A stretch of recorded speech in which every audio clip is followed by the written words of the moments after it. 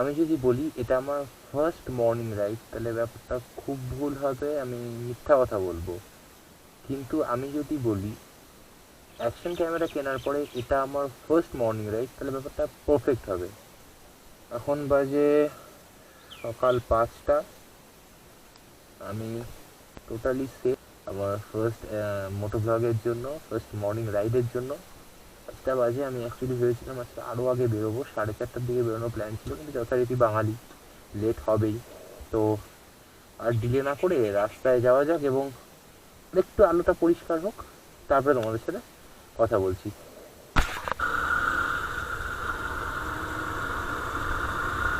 আমি এই ধরনের পাগলামি মাঝে মধ্যেই করে থাকি, মানে আমার বাড়ির লোকের কথা অনুযায়ী এটা পাগলামি, যদিও আমার কাছে ব্যাপারটা মানে একদম আলাদা লেভেলের একটা জিনিস, কিন্তু আজকে একটা অন্যরকম মজা পাচ্ছি আমি, এটা অন্যরকম ফিলিংস হচ্ছে আমার। তার সব থেকে বড় কারণ হচ্ছে যে আজকে আমার পাগলামির ডকুমেন্টেশন হচ্ছে, মানে আমার ফুটেজগুলো রেকর্ড হচ্ছে, আমি সেগুলোকে পরে এডিট করে ইউটিউবে ছাড়বো। তো তোমাদের মতো কিছু দর্শক যারা আমার এই পাগলামিগুলো দেখছো, যদি ভালো লাগে এই ধরনের পাগলামি, আর সামনে আরও নতুন নতুন জিনিসপত্র আসবে, তো এই ধরনের পাগলামি যদি ভালো লাগে তাহলে ভিডিওটাকে ফার্স্টে একটা লাইক করে দাও। বহুদিন পরে আমি আজকে এতটা সকালে বের হলাম, যেহেতু করোনার কারণে লকডাউন চলছিল, সেই কারণে বাড়ি থেকে বের হওয়াটা একদম নেক্সট টু ইম্পসিবল ব্যাপার ছিল। যেহেতু এখন লকডাউনটা নেই, তবুও নিজের সেফটি নিজের কাছে, সেই কারণে ভাবলাম যে একটা রাইড করে আসি, কিন্তু সেটা খুব সকালে, যতটা সম্ভব পাবলিক গ্যাদারিংসকে অ্যাভয়েড করা যায়। আচ্ছা, সিনেমায় যেরকম বিধিসম্মত সতর্কীকরণ আছে, সেরকম আমার ব্লগের ক্ষেত্রে একটা বিধিসম্মত সতর্কীকরণ। আজকের ব্লগে আমি প্রচুর বকবক করব, আর ব্লগটা একটু লম্বা হতে পারে, কারণ এতদিনের পরে একটা এক্সাইটমেন্ট, এই এক্সাইটমেন্টে আমার যা বুঝতে পারছি আমি, যে এত কথা জমে আছে সবাইকে বলার জন্য, সবার সাথে শেয়ার করার জন্য। ও ভাই, আস্তে আস্তে আস্তে, কি হচ্ছে? আর ক্যামেরাটা অফ করছি না, তার কারণ হচ্ছে এই জায়গাগুলোতে অন্য সময়ে যে পরিমাণ ভিড় থাকে, মানে আমি ইমাজিন করতে পারি না আমি শহরের এই রাস্তা দিয়ে 50-তে চালাচ্ছি।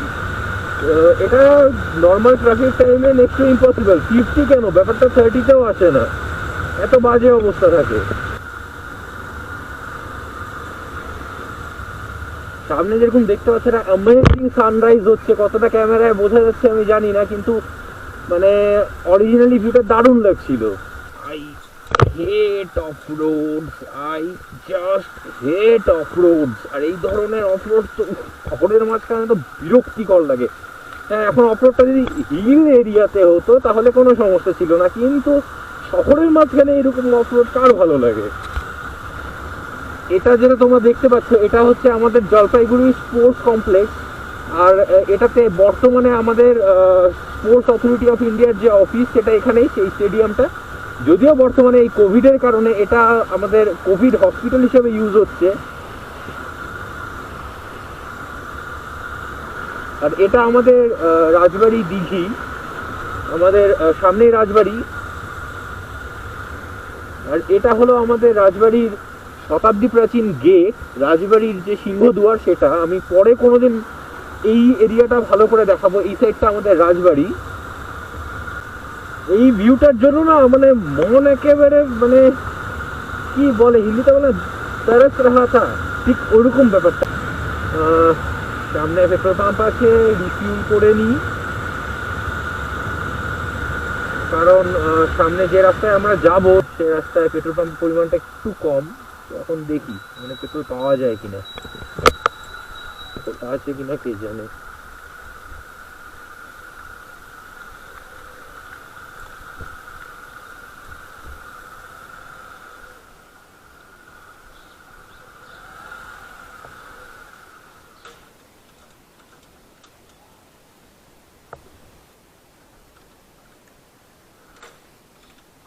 মনে হচ্ছে বন্ধ, কারণ কাউকে তো দেখছি না।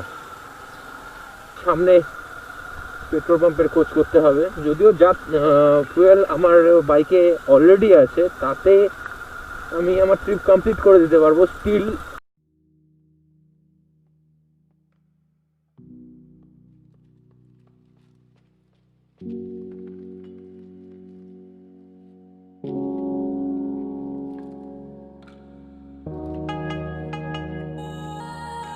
তবে কিছুদিন আগেই আমি নিউজে দেখেছিলাম যে আমাদের তিস্তা নদীর ওপরে যে সেকেন্ড ব্রিজটা, অর্থাৎ যে নতুন ব্রিজটা, সেটা ওপেন করে দেওয়া হয়েছে সবার যাতায়াতের জন্য। তার মানে ব্রিজটা কমপ্লিট হয়ে গেছে। তো আজকে ওই ব্রিজটা দিয়েও যাওয়া যাক এবং দেখা যাক কেমন লাগে। যদিও সামনের ভিউটা দেখো সবাই, কি অসাধারণ লাগছে। মানে এই অগস্ট মাসে এরকম ফগ, এই ধরনের ওয়েদার, সামনে সানরাইজ হচ্ছে, আমার নিজেরই দারুণ রিফ্রেশিং লাগছে।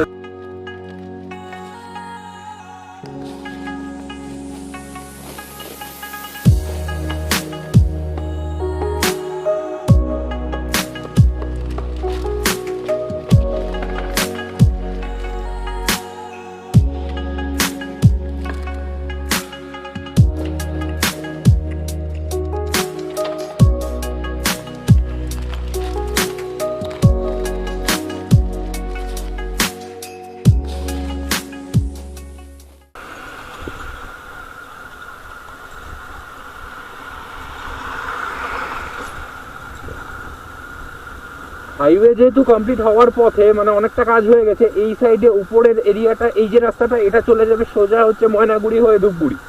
আর আমরা যেখানে যাচ্ছি মানে লাটাগুড়ি, সেদিকটা যেতে গেলে আমাদেরকে এই বাইপাস রুট ধরতে হবে, সেই কারণে আমাদের নিচ দিয়ে যেতে হবে। যদিও এই রাস্তাটা এখনো কমপ্লিট হয়নি, এই রাস্তাটা কমপ্লিট হয়ে গেলে তখন পরিষ্কার বোঝা যাবে। তো এর মধ্যে যদি কেউ যাও এই রাস্তা দিয়ে, এই জিনিসটা মাথায় রেখো যে দমনি হয়ে এই রাস্তাটা যেতে গেলে তাহলে নিচ দিয়ে আসতে লাগবে। আর যদি কেউ ময়নাগুড়ি ধূপগুড়ি যেতে চায় তাহলে স্ট্রেট হাইওয়ে ধরে উপর দিয়ে। সামনে টানেল আছে, আমরা বুম বুম করব।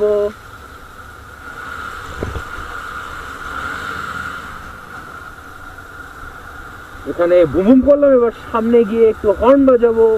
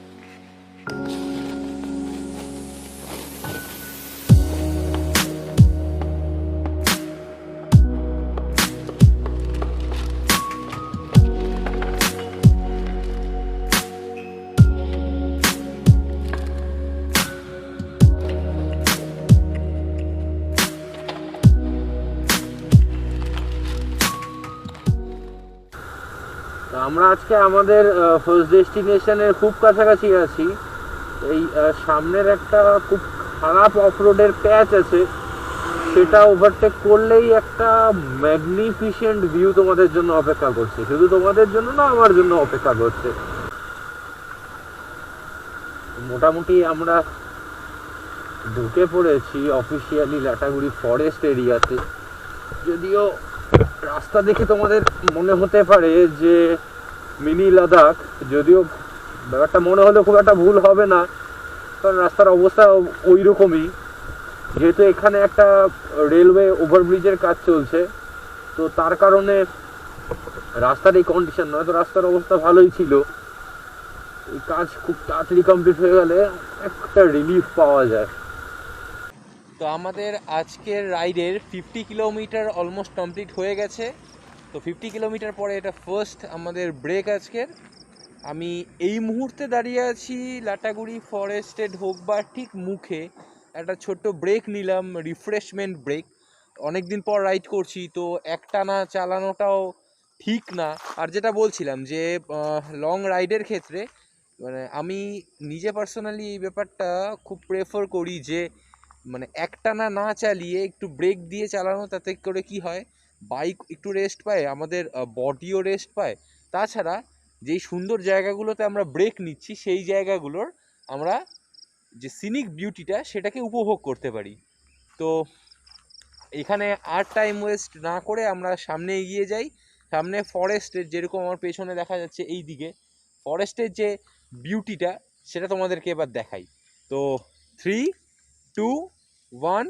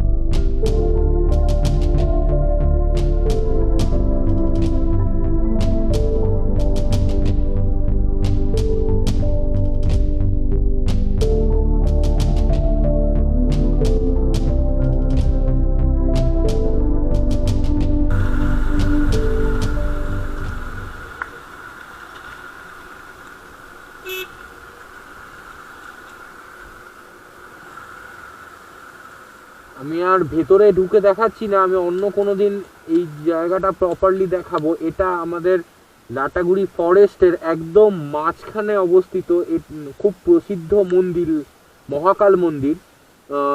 যে কোনো জায়গার ট্যুরিস্টরা এই ফরেস্ট দেখতে আসলে অবশ্যই এই জায়গাটা ভিজিট করে, এবং সাধারণ মানুষের কাছে খুব মান্যতা আছে এই মন্দিরের। তারা খুব বিশ্বাস করে যে এই মন্দিরে পুজো দিয়ে তাদের মনস্কামনা নাকি পূর্ণ হয়।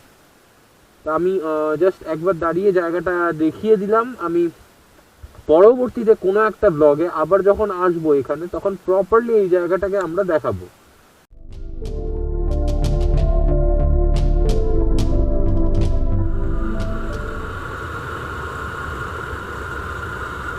ফরেস্টে এই ধরনের যে টার্নগুলো থাকে না, এই টার্নগুলো অনেক সময় খুব বিপজ্জনক হতে পারে। তার কারণ একদম ব্লাইন্ড টার্ন। সামনে যেরকম আরেকটা আছে, আমি জানি না ক্যামেরায় কতটা দেখা যাচ্ছে, কিন্তু একদম ব্লাইন্ড টার্ন। জঙ্গলের কারণে দেখা যাচ্ছে না ঠিক টার্নিংয়ের পরেই কি ওয়েট করে আছে আমাদের জন্য। তো যখনই ফরেস্টে এই ধরনের রাস্তা দিয়ে চালাচ্ছ, এই জিনিসটা একটু মেনটেন করবে, যাতে করে এই ধরনের কোনো বিপদ থেকে আমরা আগেই বাঁচতে পারি।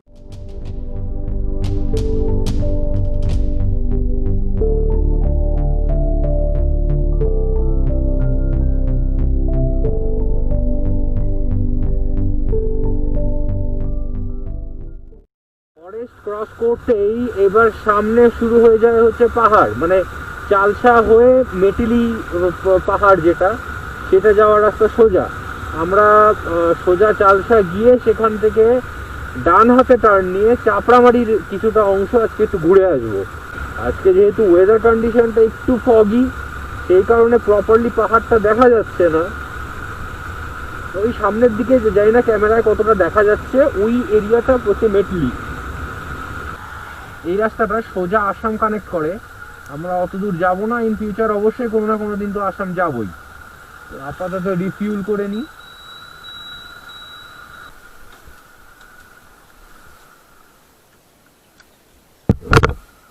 $100 তো।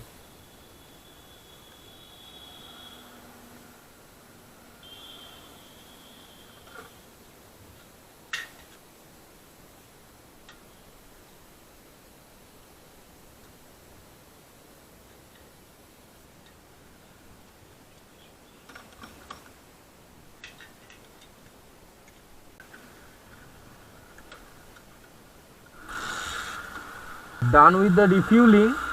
এবার একটু সামনের দিক থেকে ঘুরে আসা যাক, সামনের সিনিক ভিউটা আরো অসাধারণ। রাইডের আজকে সেকেন্ড ব্রেক আর একটা ছোট্ট স্টপ নিলাম। কেন? এই যে পেছনে যে অসাধারণ ভিউটা, এটা এনজয় করবার জন্য।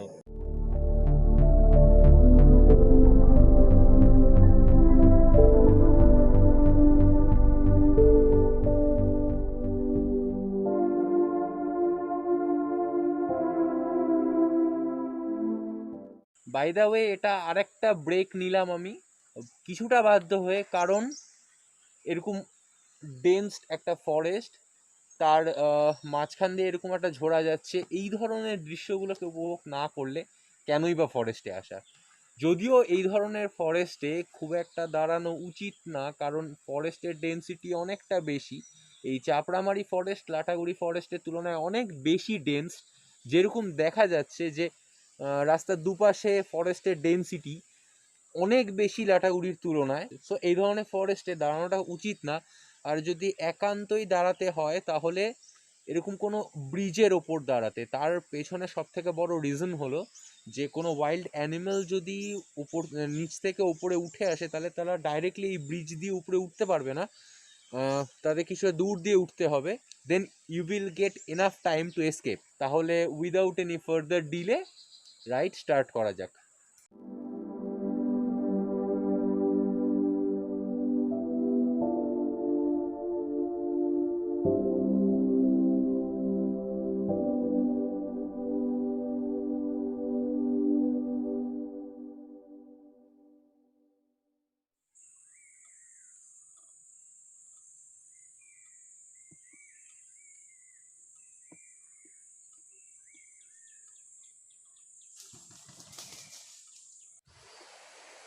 সো চাপড়ামারি ফরেস্ট ক্রস করে আমি এখন কোথায় আছি দেখবে? মূর্তিতে। পেছনে যে নদীটা দেখা যাচ্ছে সেটা হলো মূর্তি নদী। আমি একটু আরও প্রপারলি তোমাদেরকে দেখানোর চেষ্টা করি এই জায়গাটা কতটা সুন্দর। এটা হলো মূর্তি নদী, ওই দিক থেকে মূর্তি নদী আসছে, ওই সামনে পাহাড়, ওখান থেকেই মূর্তি নদী এসে আমাদের এই ফরেস্ট এরিয়া হয়ে এই দিকে প্রবাহিত হচ্ছে। তো যে ভিউয়ের কথা বলছিলাম, অসাধারণ রাইট। একটা জিনিস করি, জাস্ট কিছুক্ষণ চুপ থেকে একটা ভিডিও ক্লিপ দেখাই উইথ দ্য ন্যাচারাল সাউন্ড।